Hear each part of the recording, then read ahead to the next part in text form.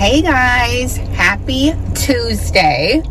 As you can see, I'm in the carpool line again, waiting on little mama to come out of school. But welcome, I'm Ashley Pickens here in Memphis, Tennessee, you guys. I have been in real estate for 18 years, you guys. 18 years. Hold on, I cut off the air, but I don't know what I was thinking, cutting off the air in a car. So hopefully you can't hear that. Okay, so I've been in real estate since 2006, you guys. 18 years as a real estate agent, as a real estate broker, and what most people know me for is I am an auctioneer, you guys.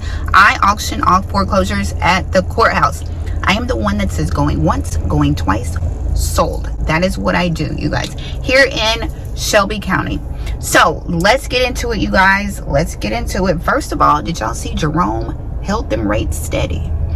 Jerome is standing on business, right? Jerome said he's going to keep rates higher for longer. He said American households were going to feel some pain. And he also said the buyers who are looking to buy a house need a reset. And Jerome is standing on business, regardless to what CNN, MSNBC, Bloomberg, Yahoo Finance. We're predicting a rate cut. In the past, we've seen a rate cut. We're predicting 6 rate cuts. Jerome is like, I said what I said. Higher for longer. So let's just all say a prayer for the people who were promised that they could lower their interest rates, you know what I mean? And holding on to a mortgage that's really unaffordable right now. You know what I mean? All that date the rate, marry the house. Everybody's singing a different tune now. They're talking about rates might not even go down until 2025. So let's get into it, you guys. HUD put out its latest numbers. You know I love to go over this. HUD, it's a housing survey. We've always said this. So it's a housing survey. So we don't really know how accurate it is. Well, it's not accurate because it's a housing survey. And they haven't asked me. So let's do a recap of where we were looking as far as delinquent renters and homeowners.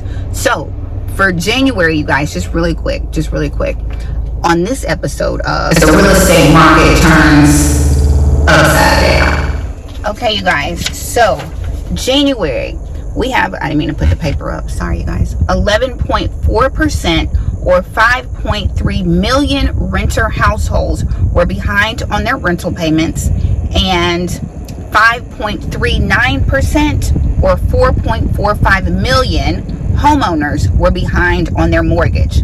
That was January. February, 11.6% or 5.3 million renters were behind, and 5.4 or 4.4 million homeowner households were behind in February. So now, because keep in mind, it's always a lag, you guys. It's always a lag. When they raise interest rates, it's a lag before it affects businesses and homeowners and households. It's always a lag. Okay, so we are in that lag, and we will be, you guys, probably for at least another year, just seeing the effect of how quickly rates went up. That's when banks start collapsing. When the rates go up, banks come down. Banks come down. So let's talk about where we are for March. This is the report for March 5th through April 1st. For context, you guys, it is May 7th. It's Tuesday, May 7th. So here we go. For March 5th, shows that approximately 10.8% or 4.9 million renter households were behind on their rental payments in March, down from 11.6% or 5.4 million 1 year ago, right? It says an estimated 4.1% or 1.89 million renter households feared eviction was imminent in the next 2 months. So now let's talk about households. 5.5% or 4.56 million homeowner households were behind on their mortgage payments in March, up from 5.2% or 4.26 million year over year. An estimated 1.24 or 1.02 million homeowners feared foreclosure was imminent in the next 2 months. So this report says a little over 4 million people were behind on their mortgage payments in March. Y'all know I don't believe that number. I don't believe it's anywhere close to that number. I believe, like I've always said, if these big mortgage servicers, Mr. Cooper, JP Morgan, if they would start showing their defaulted numbers, I think it would blow these numbers out of the water. I think it would at least be double. You guys, when we're talking about 10% of FHA loans are in default right now. And again, this is a housing survey. You guys, and we all know how high life is right now, right? Gas is high, food is high, interest rates high. You know what I mean? So, and it's so many people struggling right now. You guys, I was watching a YouTube video about TikTok videos. I know they don't make sense, but they were doing a compilation of TikTok videos of people getting laid off. Like, people were recording themselves getting laid off, right?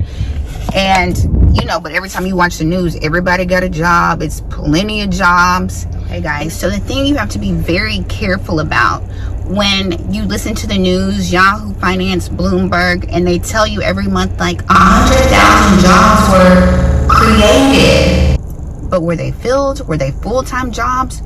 The thing is, were they filled is the question. Now, you can create a job, you know what I mean, and report that to the state to make it seem like unemployment is so low and we created all these jobs, but did you fill the jobs, right? Were they salary jobs, or were they $5 an hour jobs? Created does not mean somebody is working there, right? And you can see, you guys, I always say this, like I was at the grocery store one time, you guys, and this lady was standing in the frozen food section, right? And she had a bag of chicken in her hand, right? And I kid you not, I walked around, like got my little yogurt and eggs, right? And when I came back around, that lady was still standing in that frozen food aisle with that bag of chicken. And she was over there making some life decisions, right? She probably trying to figure out, do I need to get this king size, or should I just get the regular bag of chicken? Because this will be the week that your kids decide that they don't want to eat chicken this week, right? Susan, don't let that chicken ruin your week. That's all I'm saying. So, regardless to what the news says, there are people struggling. There are people looking for jobs that don't have jobs. There are people turning in their cars again because they can't afford these car payments, right? So just be mindful of that. And we've got, 4 million people behind on their mortgage? Y'all, I think that number is absolutely double. So, but when are we going to see, because that's the question y'all love to ask me, when are we going to see foreclosures like really start to show up? All I can say is nothing major is going to happen in the real estate market until after the election. They are not, if they got to prop the real estate market up on their shoulders, do you hear me? They are not going to let, y'all hear the ice cream truck?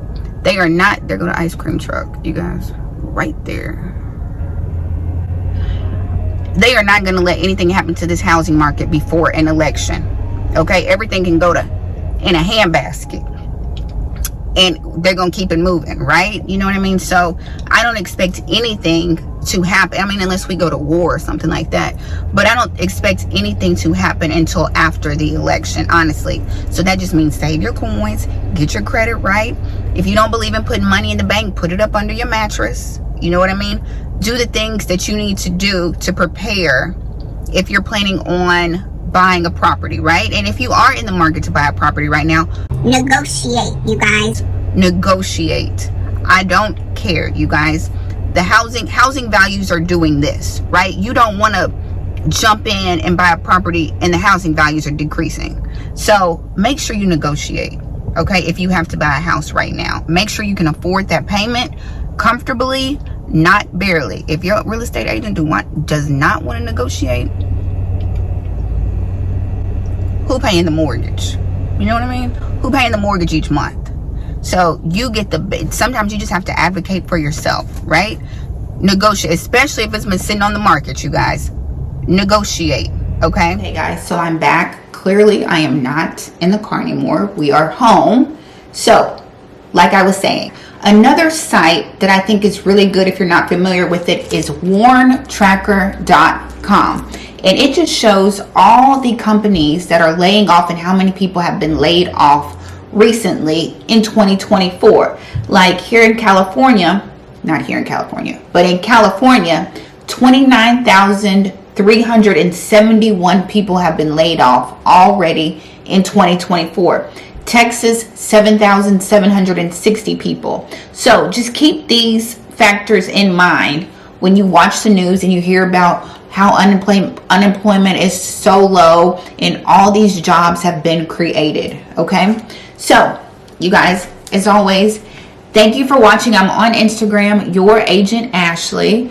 On Instagram, I'm live on Sundays at 8 p.m. Central Time. If you missed any of them, check under the Lives tab on my channel. And yeah, make sure you subscribe to the newsletter. If you want to start mailing distressed homeowners like I do, you can grab the letter templates that I made. They're in the description below. If you are interested in buying properties at the auction and don't know where to start, check out my auction accelerator course. Use code thank you. And you guys, I think that's it. You know, just pay your credit cards down. Save a little money so whenever it happens, you'll be ready. And all right, guys, that's it. Don't forget to like, comment, and subscribe, and I will see you in the next video.